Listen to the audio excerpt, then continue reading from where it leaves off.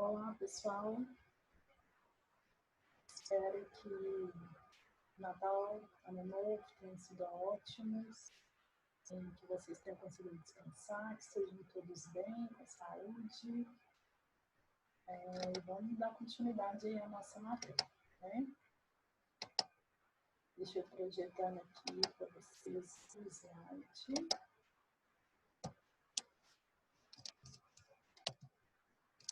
Vamos lá, gente. Então, antes da gente entrar na matéria nova, né, a partir de agora, eu queria relembrar com vocês tudo que a gente viu no ano passado. Foi muita coisa, né? Estava fazendo um levantamento aqui, fiz correção dos exercícios, a gente abordou vários assuntos dentro da disciplina de oncologia, né? Então, o que a gente viu? Só para relembrar. A definição do que é um tumor, como que os tumores surgem, o que eles causam, né? O que causa os tumores, a nomenclatura dos tumores, como que é feita. Depois a gente viu como se classifica o tumor. Depois nós estudamos um pouco sobre a Política Nacional de Humanização da Atenção e Gestão à Saúde, né? Lá das medidas de controle, de prevenção do câncer. Nós vimos também o que é quimioterapia, no finalzinho já, né, do último semestre, a gente já entrou na matéria sobre quimioterapia, né, que é uma das formas de tratamento dos tumores, né, do câncer. Então, a gente viu o que é, qual que é o mecanismo de ação, né, quais são os tipos, né, neoadjuvante, adjuvante, a classificação também dos quimioterápicos, a gente também abordou. E uma última aula, antes do nosso recesso no ano passado, nós discutimos um pouco sobre o preparo desses quimioterápicos antineoplásicos, tá? Dessa quimioterapia. Como que é feito o preparo, quem prepara, o tipo de ambiente que deve ser. Então, foi aí que nós paramos a nossa matéria no final do ano passado. Bom, antes que eu dê continuidade à matéria desse ano, eu queria falar para vocês que eu corrigi os exercícios, vou enviar para vocês um feedback. Algumas pessoas não fizeram os exercícios conforme eu venho orientando a cada aula, tá? Lembrando que a partir de agora, né, a gente volta às aulas, então vão voltar os exercícios. Toda aula, no final da aula, tem um exercício para vocês fazerem, que eu sempre vou deixar o link para vocês clicarem e responder pelo Google Forms. Eu vou salientar mais uma vez que eu preciso que vocês respondam pelo Google Forms, tá? Eu não aceito exercício enviado por e-mail, pelo WhatsApp, porque eu criei toda uma plataforma para poder acompanhar os envios das atividades de vocês e fazer as correções e lançamento das notas, tá? Então, eu entendo que às vezes um ou outro pode ter dificuldade, mas se for assim, entre em contato comigo, eu posso ver como que eu posso ajudar vocês, mas os exercícios têm que ser feitos através do link, porque senão vocês não receberão nota. Se você não responde lá no link, não chega para mim o link com a sua resposta, tá? E isso não vai para a tabela automaticamente. Então, você vai ficar sem nota, tá? Quem tiver alguma dificuldade, alguma dúvida, pode me mandar um e-mail. Vocês têm meu e-mail, posso deixar aqui de novo, aqui abaixo da aula, nos comentários, tá? Então, podem me mandar um e-mail que eu vou fazer o possível para ajudar vocês, mas eu também peço a compreensão de vocês, porque isso facilita muito a correção, o lançamento de nota e o controle dos envios das atividades. E-mail sempre tem problema, sempre dá algum problema. Às vezes alguém envia e eu não recebo, eu não fico sabendo, depois o aluno fala que enviou, mas não chegou até mim. Então, assim, isso é extremamente complexo. Sem contar que eu recebo mais de 30 e-mails por dia. Então, é muito difícil acompanhar esses e-mails com o exercício de vocês. Por isso é que eu peço para não me enviar nenhum exercício por e-mail. façam os exercícios pelo link, ok? Então, vamos dar sequência. Deixa eu fechar aqui a minha janelinha para vocês poderem ver.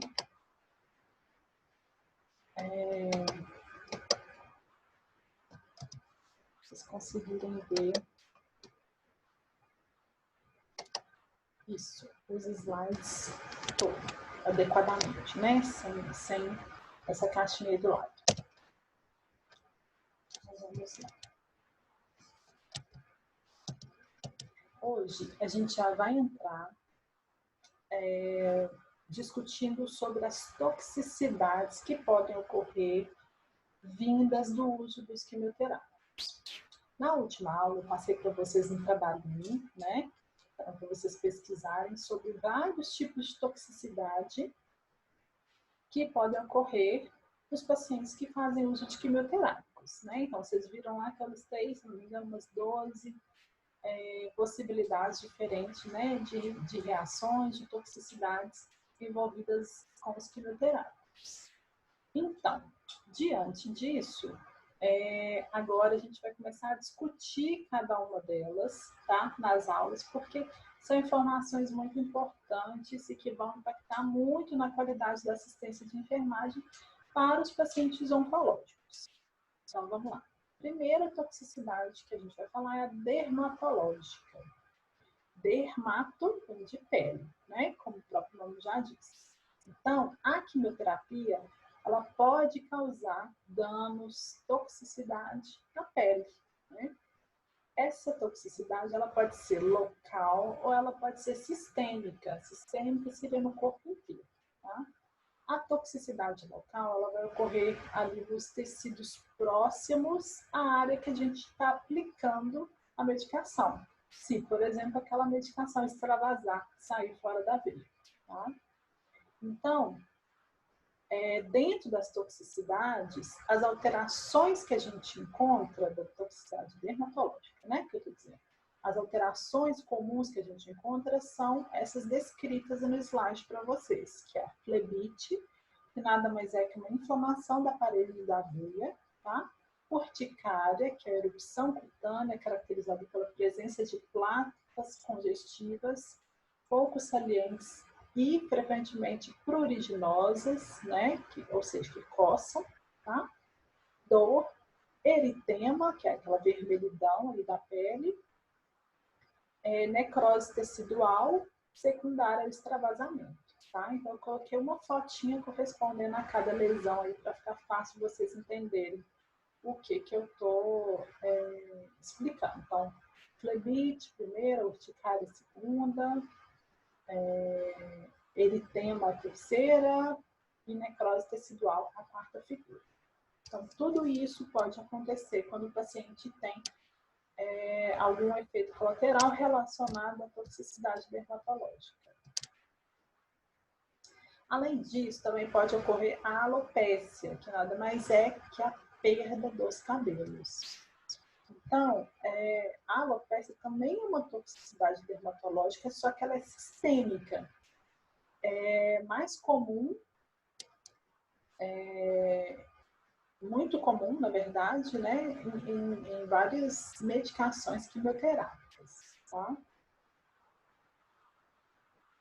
E embora a grande maioria das reações cutâneas sejam passageiras, ou seja, elas vão vir, depois melhora espontaneamente, ou às vezes fazendo uso de algum remédio, e elas também têm baixa morbidade, apesar disso, a equipe de enfermagem, a equipe médica tem que estar muito atenta às possíveis reações, né?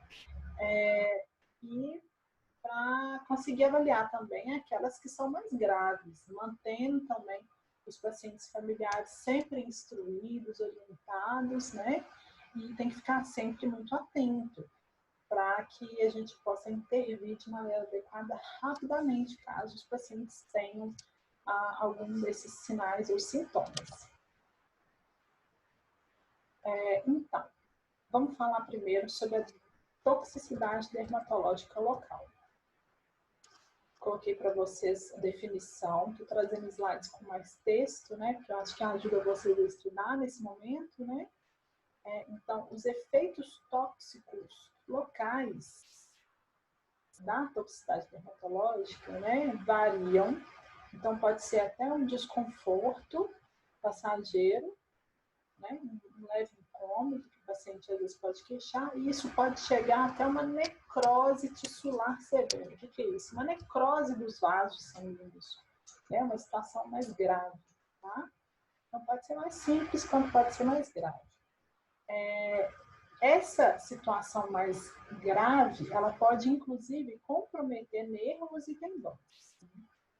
Então, as reações cutâneas mais graves e exuberantes devem-se principalmente ao extravasamento de drogas vesicantes. A gente vai estudar nos slides próximos aí o que são drogas vesicantes, tá? Que quando elas saem da veia, elas vão entrar em contato com o tecido vizinho ali em torno da veia e vai causar essa necrose. Então, quando isso acontece, quando essa droga sai da veia e vai para os outros tecidos que ela não deveria ir, né? Que ela deveria entrar pela veia e se espalhar pela corrente sanguínea. Mas quando isso acontece, esse espalhamento acontece, a gente chama de extravasamento. Então, o extravasamento é o escape da droga, né? Não só quimioterápico, tá? Pode acontecer com outros medicamentos também. É o escape dessa droga do vaso sanguíneo para os tecidos ali em torno dos vasos. A morbidade depende da droga, da quantidade que foi extravasada, que droga que é essa, qual a concentração, qual foi a localização do extravasamento, né? Quais são as condições daquele paciente. Então, existem várias questões que devem ser avaliadas ali com relação ao extravasamento e a morbidade. Mas, como eu já tinha dito, a morbidade ela é menor. No entanto, essa é uma questão muito importante que a gente tem que prestar muita atenção. Então, agora vamos falar sobre drogas irritantes e vesicantes. O que é droga irritante? É aquela que causa reação cutânea menos intensa, dor, queimação, só que ela não vai causar necrose ou vesículas, né, tipo bolhas, tá? Ela é aquela droga que vai irritar um pouquinho a veia, muito provavelmente algum de vocês já precisou tomar algum medicamento na veia, né, e às vezes sente um incômodo, sabe? Irrita, assim, dói um pouco, incomoda, então, isso é uma medicação irritante, tá?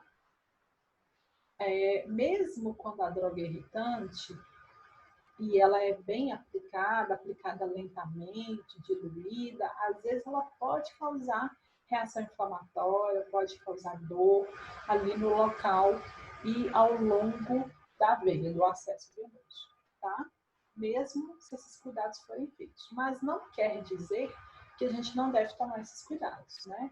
Então, é importante, quando a gente vai fazer essas medicações irritantes, fazê-las mais lentamente, bem diluída, num acesso venoso perto, um acesso bom, para evitar esse extravasamento, esse incômodo.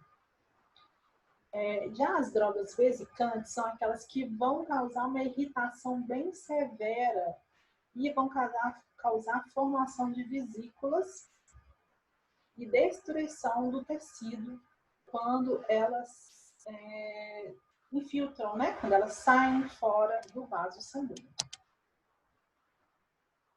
Então, o extravasamento dessas drogas ela é uma ocorrência grave, considerada uma emergência oncológica, tá?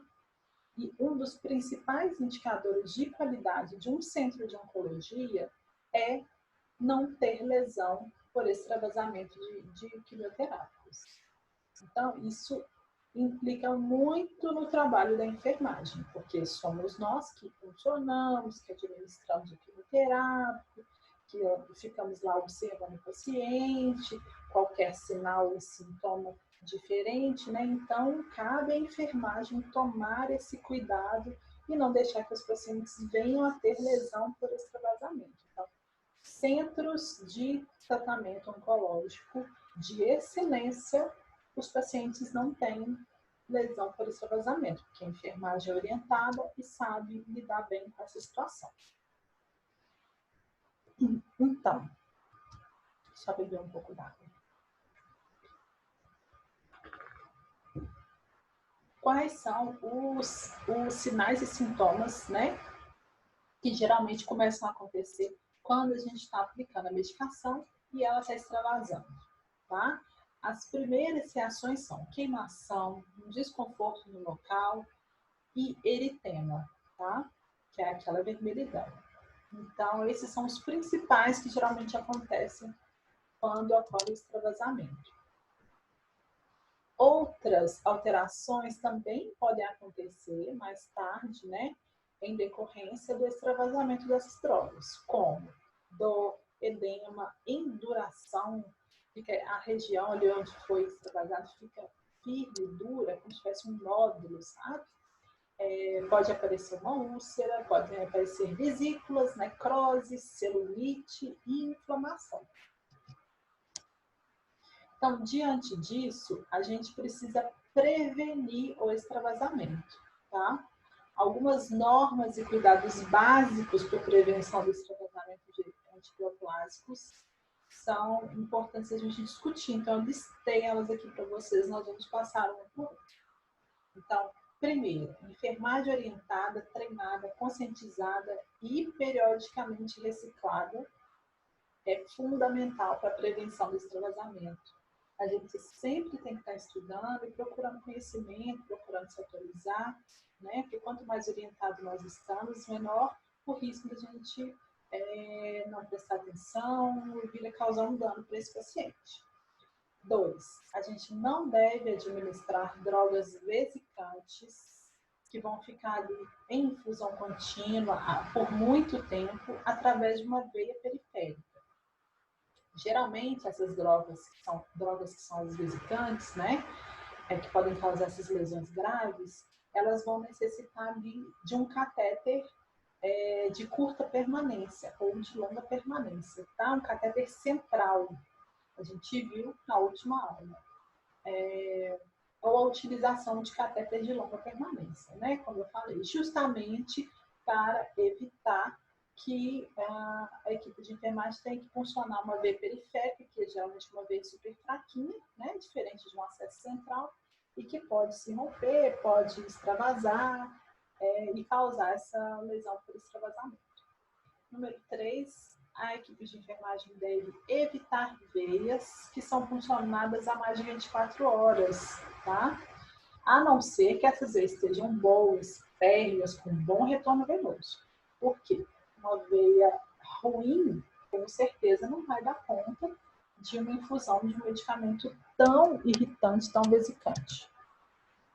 4, a gente deve evitar funcionar membros inferiores, aqueles membros que foram submetidos à radiação, como pacientes que fazem radioterapia, né? A gente sabe que a questão venosa fica alterada, fica mais sensibilizada, né? A região ali irradiada.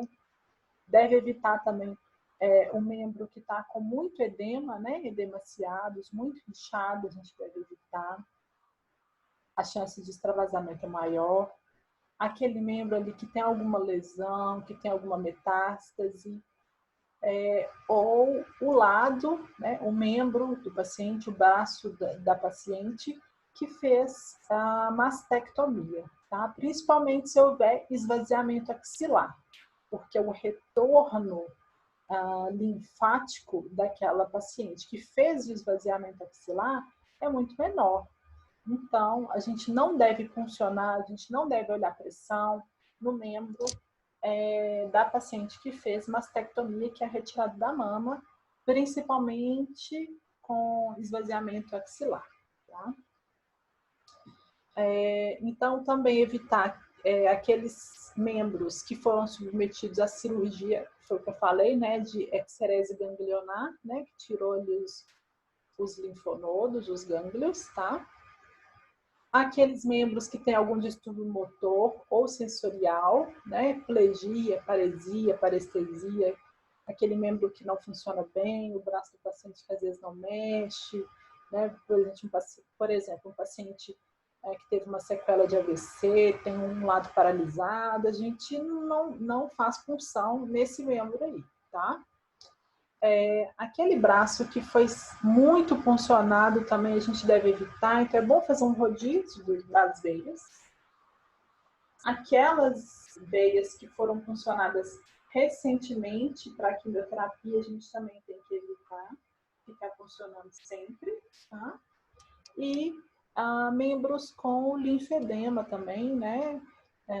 Com inchaço, né? Por causa dessa alteração no retorno da linfa ali, pelo sistema linfático. Então, esses a gente também evita de funcionar.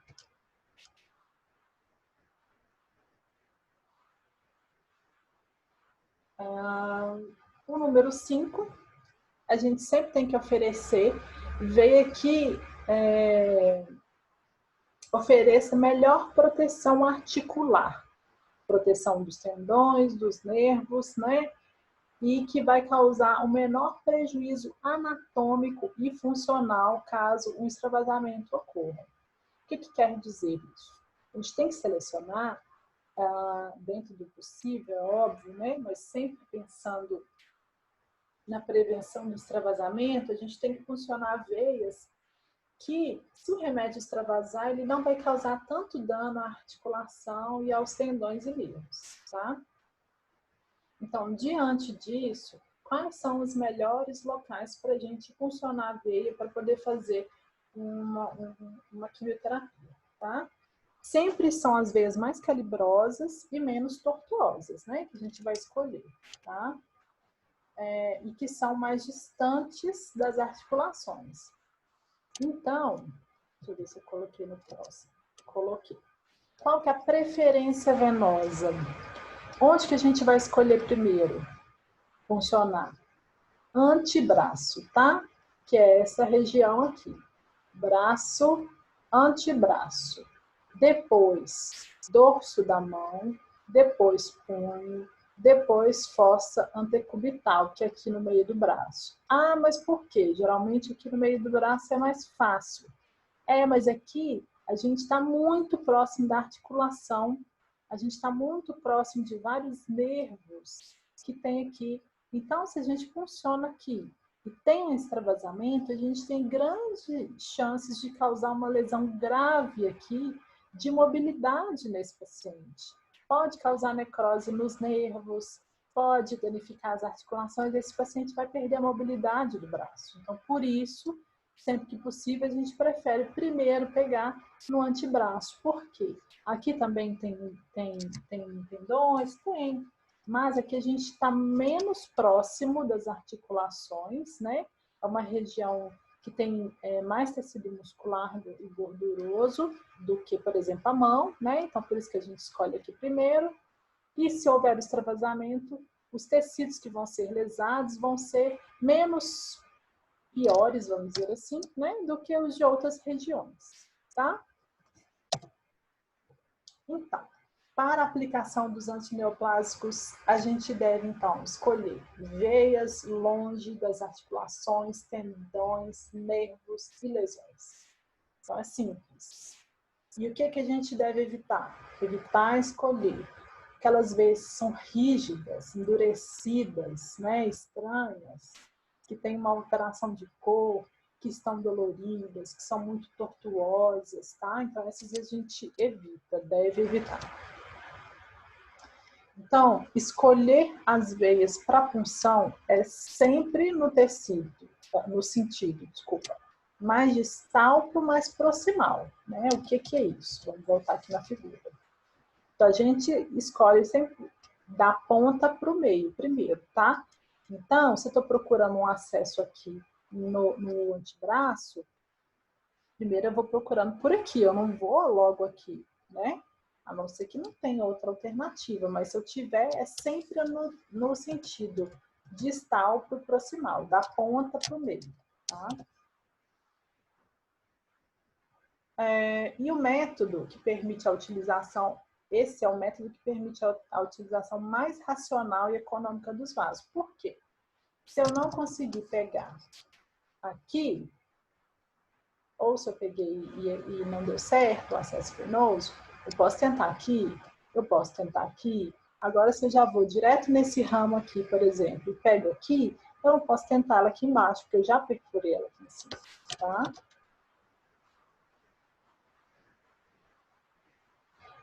No entanto, às vezes tais, por exemplo, as vezes que estão na mão, não são as mais adequadas para a gente poder fazer infusão de drogas que são vesicantes, né? Justamente pelo mesmo motivo que a gente acabou de falar, né? É uma área que tem pouco tecido subcutâneo, está próxima de tendões, né? Tem uma cicatrização mais lenta, é uma área muito exposta, a gente mexe muito a mão, né? É complicado.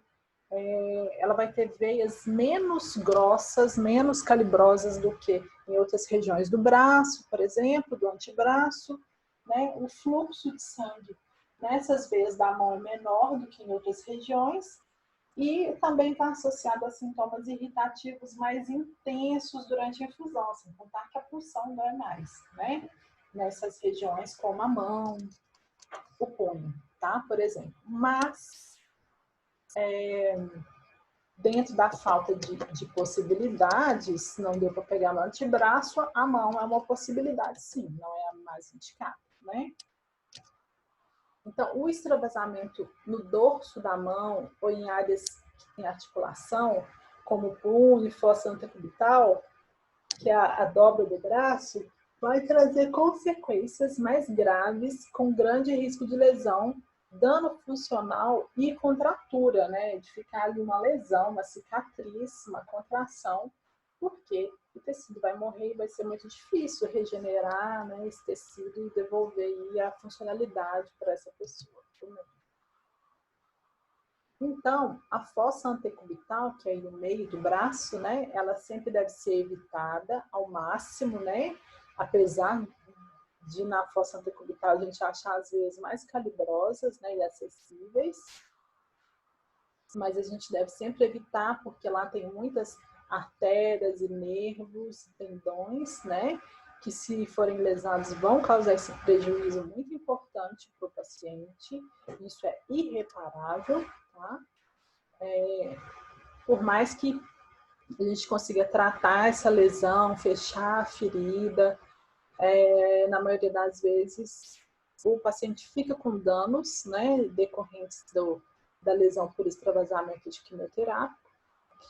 Além disso, detectar precocemente o extravasamento nessa área pode ser mais difícil. Por quê? Uma grande quantidade de tecido subcutâneo no local, então muita droga pode extravasar ali e ficar ali até a gente perceber. Então a gente custa mais a perceber, né? Que é uma região que é mais difícil de você visualizar o extravasamento, tá? E, como eu já tinha dito, né, o dano funcional na articulação do paciente é muito maior se o extravasamento ocorrer aqui na fossa antecubital. Número 7. Frequentemente, os pacientes oncológicos, eles apresentam rede venosa difícil, né? Então, a gente sabe que, inclusive, pelo tratamento oncológico mesmo, é um efeito colateral, né? Os pacientes ficam com os vasos muito mais fragilizados, né? E isso pode causar extrema dificuldade da gente conseguir funcionar um acesso venoso, tá?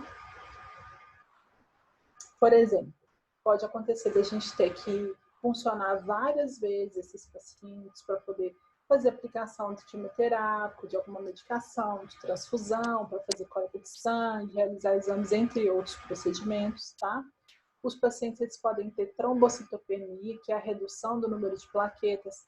Então, e o que causa essa trombocitopenia? Muitas vezes é o próprio tratamento com quimioterápico, tá?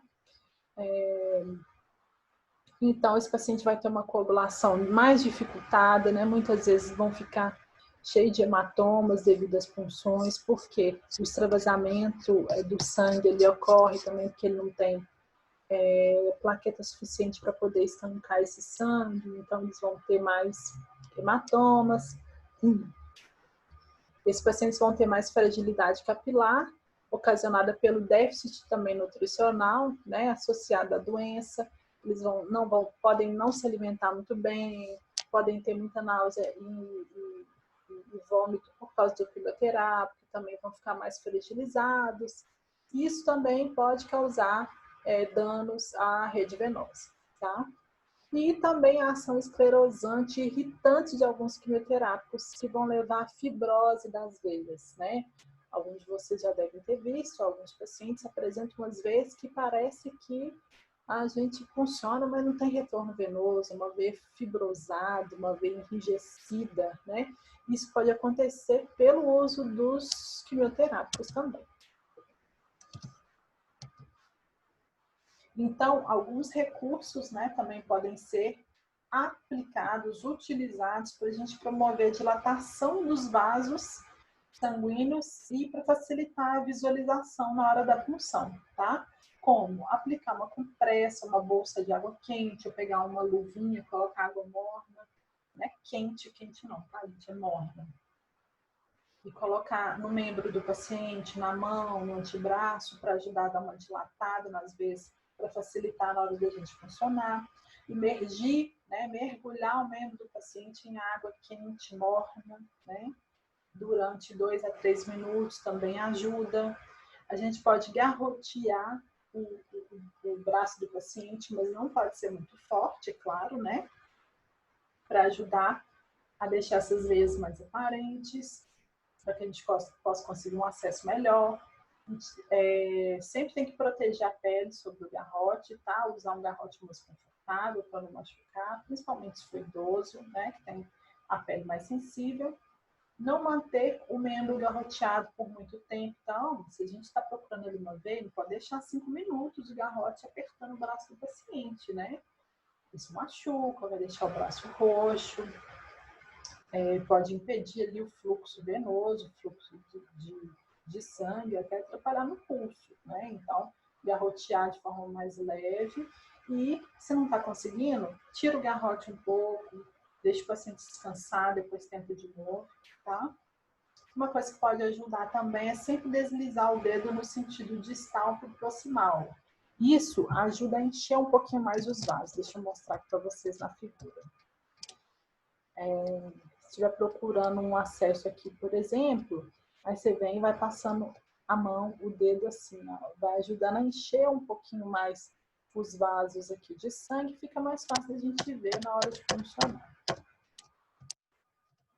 Sempre funcionar de forma cuidadosa a veia que você encontrar, que for a veia escolhida, né?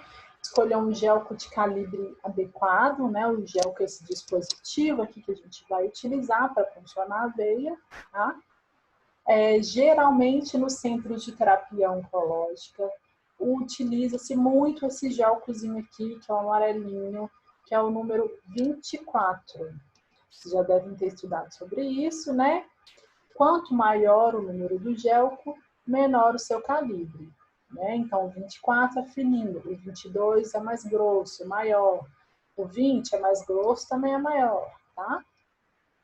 Então, por que a gente utiliza muito o 24? Justamente porque se extravasar, é um gelquinho mais fininho, menor, a quantidade de medicação que vai se espalhar ali vai ser menor do que se fosse um gelco muito grande, muito calibroso, tá?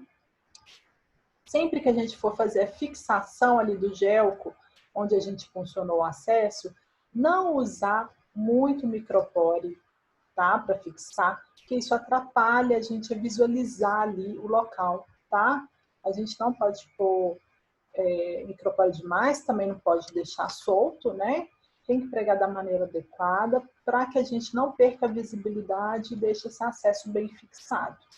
Aqui, na figura, estão utilizando aqui um dispositivo transparente, que é ótimo. Muitos serviços têm, em vez de a gente usar o micropore, a gente usa esse filme transparente, que ele permite que a gente fique observando aqui sempre o acesso, porque se extravasar, se acontecer alguma coisa, se o paciente tiver alguma reação, a gente consegue ver rapidamente. Número 10, a gente sempre tem que se certificar do posicionamento correto do gel antes de fazer a aplicação do quimioterápico. Né? Então, como eu já tinha dito para vocês, na maioria das vezes, quem vai fazer a punção venosa do paciente que vai receber a quimioterapia vai ser o técnico de enfermagem. Então, é muita responsabilidade, né? Então, vocês precisam escolher um acesso muito bom. Então, assim que realizar a punção venosa, escolher uma boa veia primeiro, né? Realizou a punção venosa com o gel adequado, tá? Fixou de maneira adequada, sempre administrar soro primeiro, tá? Porque se extravasar, você vai ver que está extravasando. E aí só extravasou soro. E não tem problema, porque o soro não é irritante nem vesicante. Então não vai causar nenhuma lesão no paciente. O máximo que pode acontecer, fica inchado e ali depois o corpo vai reabsorver esse soro que extravasou, tá? Mas se a gente não faz isso antes, não tem esse cuidado de administrar primeiro um soro fisiológico e logo que já funciona, o enfermeiro já vem para poder fazer a aplicação do quimioterápico, essa veia pode se romper, pode estar rompida, pode extravasar o quimioterápico e causar essa lesão por extravasamento, tá? Então, sempre funcionou, deixe correr um sorinho antes, soro fisiológico 0,9%, tá tudo certo, o paciente não queixou dor, não inchou, não teve nenhuma alteração, aí ok, você vai comunicar ao enfermeiro que ele vai vir e vai administrar o quimioterápico, tá? Sempre que funcionar também, além de administrar o soro, é bom testar o acesso venoso. Como que a gente pode testar? Pode aspirar para ver se tem retorno venoso, se volta sangue, né? Você pode abaixar o soro para ver se volta um pouquinho de sangue ali no equipo. Isso é um sinal de que o gel está dentro da veia, tá? A gente sempre tem que observar ali a área onde é feita a punção. Se tiver algum edema, se tiver hiperemiado, né, vermelho, esses podem ser sinais de extravasamento. Então, nesse caso, talvez a gente tenha que funcionar um outro acesso, ficar sempre atento e chamar um enfermeiro caso vocês percebam que isso esteja ocorrendo, tá? Fecha o soro e chama o enfermeiro. Sempre tem que observar as queixas do paciente também, né? Às vezes você funcionou, estava tudo ok, colocou no soro, passou uns minutinhos, o paciente está queixando de dor, de queimação. Eles geralmente falam que teve uma agulhada, né? Uma fincada ali no local. Isso podem ser sintomas de extravasamento, tá? Que realmente causam esse incômodo ali, porque é o líquido saindo do vaso e indo para outros tecidos que eles deveriam ir. A questão número 11 é, apesar de haver, né, muitas divergências, controvérsias, em geral, recomenda-se a aplicação dos quimioterápicos que são vesicantes antes dos não vesicantes, porque a veia vai estar menos irritada, né, vai estar mais estável, tá? E por isso menos susceptível a lesões. Mas isso há muitas controvérsias, né? Eu trouxe aqui para vocês, mas isso depende, tá?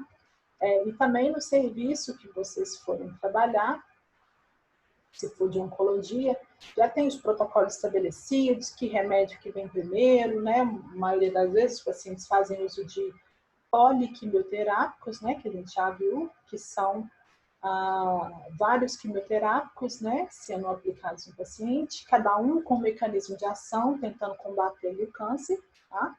Então, os serviços de oncologia já têm esses protocolos, qual remédio que vai primeiro, qual remédio que vai depois, lembrando que o técnico de enfermagem não faz a administração do quimioterápico, né? O técnico de enfermagem vai funcionar a veia, vai assistir ali o paciente, vai orientar o paciente, vai fazer outras medicações, tá?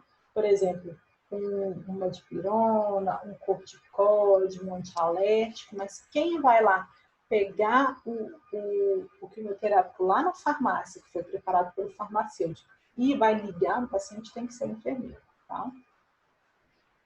Sempre também utilizar equipos acoplados a dispositivos que a gente chama de three-way ou torneirinha, que é isso aqui, ó, branquinho.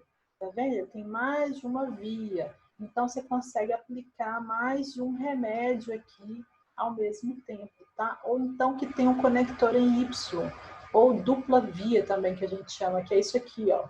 Para cá, tá ligado no soro, ó. E para cá, tá ligado na seringa, onde está sendo feita uma medicação, tá? Por que é interessante o paciente ter um acesso com um equipo com dupla via ou com three-way? Porque caso a gente precise parar o fluxo da medicação, faz conta que o quimioterápico está sendo feito aqui. A gente precisou parar e precisa lavar esse acesso com soro. Você já consegue vir aqui direto e fazer o soro fisiológico, né? Direto aqui pela outra via, tá? Desse conector, desse extensor. Tem vários nomes, né? Aqui chama conector em Y, pode chamar de extensor de duas vias, IVFix, tem vários nomes, mas todos falam sobre o mesmo dispositivo. Ou então, um three-way, que também é muito utilizado, né? Que também faz a mesma função aqui do extensor de duas vias, tá? Número 13, em caso de dúvida sobre o acesso venoso, né, sobre o retorno venoso, tem que checar. Então, a gente, não sei se eu peguei bem essa veia, mas deixa assim, né? Não pode, tem que checar, né? Porque depois fazem infusão e extravasa, isso vai causar um problemão para o paciente, tá? 14. Manter a área funcionada sempre sob observação constante durante o período de infusão, especialmente se tratar de drogas vesicantes. Então, cabe, principalmente ao técnico de enfermagem, observar esse paciente durante a infusão. Então, sempre passar pelo paciente, observar o acesso, perguntar se está tudo bem, tá? O quanto mais rápido a gente descobrir que houve extravasamento, melhor, porque a gente consegue agir mais rápido e causa menos danos para o paciente. Número 15, instruir o paciente para reportar imediatamente qualquer anormalidade, como dor, queimação, formigamento, prurido, né, que é coceira, ou agulhada. Então, a gente precisa deixar esse paciente orientado, a gente tem que conversar com ele, né, falar, olha, seu João, por exemplo, né, peguei um acesso venoso aqui, tá correndo um remedinho aqui, qualquer coisa diferente que você sentir, se eu chamar a gente, principalmente quando são pacientes mais humildes, mais simples, paciente idoso, né? Que às vezes ele acha que é normal aquilo ali, ficar lá sofrendo e não fala com ninguém. E aí quando a gente percebe, o estrago já foi grande, tá? Após a aplicação da droga, é importante a gente também lavar a veia, até entre aspas, aqui, coloquei entre aspas para você. A gente não lava a veia, né? Não abre uma mangueira e lava a veia. Mas, o que a gente quer dizer com esse termo lavar a veia? É sempre correr um sorinho depois, tá? Para que a gente não deixe retida ali naquela veia uma concentração alta daquele medicamento, né? Então, acabou o remédio, a gente só tira o acesso, manda o paciente embora? Não, a gente corre um sorinho depois, tá? Para poder diluir essa medicação ali que está ali bem na inserção do catéter naquela via. Número 17, a gente sempre tem que indicar precocemente o uso de catéter central, né? Em pacientes que têm maior risco. Se você é um técnico de enfermagem, trabalha lá na oncologia, você está atendendo o paciente, você está vendo que o acesso venoso daquele paciente está cada vez mais difícil, comunica a equipe, comunica o enfermeiro, comunica o médico, né, que o acesso está muito complicado, para que eles possam programar de fazer a implantação de um catéter central, principalmente se o paciente for fazer um tratamento longo, porque vai precisar de muitas aplicações, né? E às vezes vão ficando cada vez mais fragilizadas, né? Então, comunique isso para a sua equipe. O número 18, o retorno venoso é indispensável para a aplicação de quimioterapia. Como eu já até tinha dito antes, se você não tem certeza que está na veia, fez os testes e ainda assim não tem certeza, não faça a aplicação do remédio, tá? Porque provavelmente vai estar extravasando. Número 19, pressa e agitação nunca devem acompanhar a equipe que aplica a quimioterapia, especialmente enquanto estiver administrando drogas vesicantes. Então, a gente tem que ser calmo, atento, né? Porque se fizer as coisas com pressa, não ficar atento, a gente pode causar lesões graves aos pacientes. Número 20, sempre ter atenção para reconhecer rapidamente o extravasamento, se ele houver. Como eu falei, sempre observar o paciente, passar lá próximo ao paciente durante a infusão dos remédios e verificar o acesso, né, com bastante frequência, fazer isso, conversar com o paciente, orientar ele a chamar caso tenha algum desconforto também. Então, essas foram as 20 dicas aí que a gente precisa ficar atento como equipe de enfermagem para a prevenção do extravasamento. Agora, sobre o tratamento. Ixi, já ocorreu. E agora? O que a gente faz? Então, vamos lá. As medidas preventivas, né, de infiltração de quimioterápica, elas são fundamentais. É óbvio que a gente não quer que extravase. Mas, se acontecer, a gente tem que buscar reconhecer o mais rápido possível e tratar o mais rápido possível as infiltrações ou os extravasamentos, tá? Que isso vai prevenir uma lesão severa. Se a gente encontra rápido, se o extravasou pouco, se a lesão é pequena, melhor para o paciente, né? Então, alguns sinais e sintomas do extravasamento são, que a gente já viu, né? Aqui são mais intensos, né? Do extravasamento. Queixa do paciente, dor, queimação, edema, eritema, diminuição da parada ou do fluxo do soro, aumento da resistência durante a infusão. Então, você está tentando aplicar o remédio, está duro, está dando resistência, não consegue aplicar. É porque alguma coisa está errada, tá? Ou diminuição ou parada do retorno venoso também é um sinal de alerta para o extravasamento. Assim que a gente identifica um extravasamento, a gente tem que tomar algumas medidas importantes e rápidas, tá? Identificou que está extravasando, para imediatamente a infusão, tá? Mantém o acesso no local, comunica ao enfermeiro responsável. A gente deve conectar uma seringa no dispositivo e aspirar a medicação residual se for uma droga vesicante, tá?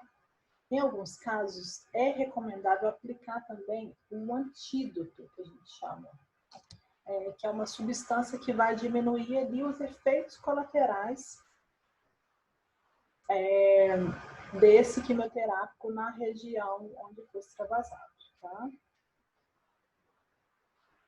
Número 5, aplicar também compressa de gelo de 15 a 20 minutos por pelo menos 4 vezes por dia nas primeiras 24 a 48 horas. Por quê? Quando a gente coloca essa compressa fria, isso vai causar a vasoconstrição, a diminuição ali dos vasos. E isso vai retardar a expansão da droga para os outros tecidos e vai diminuir o metabolismo celular. E vai fazer com que essa absorção da droga vesicante seja menor, tá? A gente só não deve fazer isso quando se tratam de drogas que a gente chama de alcaloides, né? Vocês vão lembrar lá da classificação dos quimioterápicos. Essas drogas como a vincristina e vinblastina, a gente não deve fazer essa compressa de gelo, tá? A gente deve também evitar pressão manual direta sobre a área afetada, né? Não ficar pressionando. A gente tem que fotografar a área onde ocorreu a lesão e documentar e acompanhar esse paciente, tá? E sempre notificar o médico do paciente, a enfermeira responsável, no plantão também, né? E registrar a ocorrência no prontuário do paciente, seja ele impresso ou seja ele no computador, tá? E o que a gente tem que escrever nessa evolução? Que dia que isso ocorreu? Que horas? Que tipo de dispositivo que o paciente estava usando? Ah, era um gelco? Era um acesso venoso? Periférico? Sim, não. Então escreve, acesso venoso, periférico. Qual que era o gelco? 24, 22, 20? Tem que escrever, tá? O calibre, né, desse gelco, como eu já falei agora, o local, onde estava? Estava na mão, no braço, na fossa intercubital. Que droga que estava sendo administrada na hora que houve extravasamento, né? Qual a quantidade de droga ali que foi infundida e extravasada? E quais foram os sinais e sintomas que o paciente apresentou no momento do extravasamento? Sempre as evoluções de enfermagem têm que ser datadas, assinadas e carimbadas, tá? Número 9, com relação ao tratamento, é sempre estabelecer um plano de acompanhamento e cuidado desse paciente. Então, a gente tem que encorajar o paciente a mexer com o membro afetado, né? Porque muitas vezes, por causa da ferida, eles ficam imóveis, não quer mexer, não quer tocar, né? E não é bom ele continuar tendo mobilidade, isso inclusive vai ajudar no futuro, né? Depois da cicatrização da ferida, então o membro não pode ficar imóvel, tá? Agendar retorno periódico para esse paciente, para que a gente possa acompanhar essa lesão, fotografar o local da lesão, documentar o grau do eritema, da induração, da dor, da necrose, da úlcera, do que ocorreu, tá? Aqui eu coloquei até uma foto para vocês, ver se o mouse aparece, de uma lesão já cicatrizada, né? Então, essa paciente teve um acesso venoso funcionado aqui, houve o extravasamento da droga. Tudo isso aqui, ó, que eu estou passando com a setinha aqui do mouse, foi região de tecido morto, que aconteceu porque houve esse extravasamento de quimioterápico vesicante, tá? Depois do tratamento, cicatrizou, né? E essa paciente ficou com sequelas, né, físicas, né, estéticas, e provavelmente alguma física também, de mobilidade. Então, por isso que a gente deve prevenir sempre que isso aconteça. Outra questão é estabelecer um plano de acompanhamento, de cuidado, né, verificar a necessidade de encaminhar esse paciente para o cirurgião plástico, dependendo da região que for que ocorreu o extravasamento, a cicatrização pode demorar muito, então esse paciente tem que ir para o cirurgião para fazer um enxerto, tá, de pele. Muitas vezes eles vão ter que usar curativos apropriados para poder ajudar a fechar a lesão mais rápido. Sempre tem que orientar o paciente a não utilizar nenhuma loção, creme, qualquer produto, né, que o vizinho, que a tia, que o amigo falou que é bom, né, orientá-lo do risco. Então, só usar as medicações que forem prescritas pelo médico. Orientar o paciente também a evitar a exposição ao sol, né, e sempre avisar a equipe sobre qualquer alteração que ele estiver percebendo. Minha ferida está diferente, 5 semanas aconteceu isso. Então, a gente tem que sempre que encorajar eles a reportar, né, a qualquer alteração, tá? Alguns exemplos. Se começar a ficar vermelho, se começar a ficar endurecido, se formou bolha, se formou uma lesão, tá? Se tem tecido de necrose, então sempre reportar. Tá?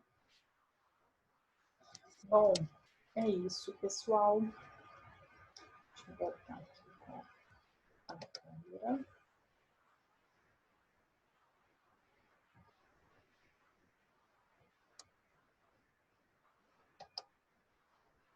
Pronto, acho que eu voltei para cá.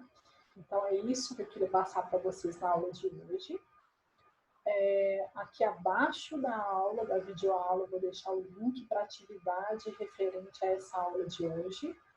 E vou dando retorno para vocês sobre os exercícios que vocês fizeram, né, no ano passado, no nosso outro semestre, tá? Vou dando retorno para vocês um por e-mail com relação aos exercícios, porque são muitos alunos, né? São muitos exercícios. Aí durante a semana eu vou dando retorno para vocês, tá bom? Então façam o exercício que vai estar aqui embaixo, tá? No link referente a essa aula de hoje. Qualquer dúvida, vocês podem me mandar aqui embaixo ou mandar por e-mail também, tá? Lembrando que talvez por e-mail demore um pouco mais para ver, porque eu recebo muitos e-mails por dia. Mas aí estou à disposição, qualquer coisa vocês podem me chamar, tá? Um abraço a todos vocês e até a próxima.